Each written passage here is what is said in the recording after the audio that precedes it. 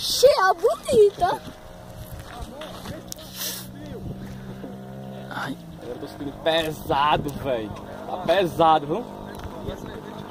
Por causa desse elétrico. Aí pesou ele, viu?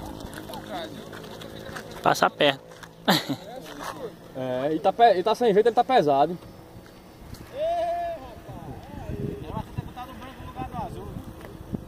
O azul mal vê, ó. O azul não dá pra ver direito, não. Vamos deixar aqui uma casa das crinas.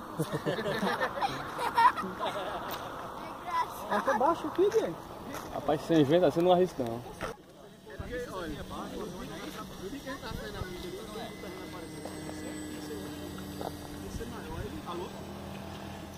Legal. Só aí embaixo, não gostei de cima não. É porque também em cima só é pouquinho LED. Amanhã de manhã? A visão da nuvem. Ah, mano, eu tô piscando. Direito piscando o chazeiro.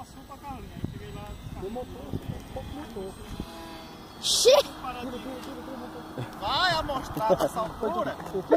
Foi não, eu fui sair ele rodou mesmo. Como é, Pedro? Eu fui sair ele rodou, né? Foi sem querer, foi? Foi.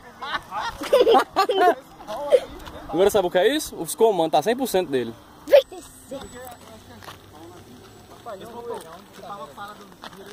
Vem pra cá. Fica ali, fica ali. Fica ali perto do teu pai. Pode tirar aí. Segura, escora o profundor, só faça escorar um pouquinho, escora para ele correr. Isso. Não, mas tem outro detalhe. Isso, escora. Agora o mato aqui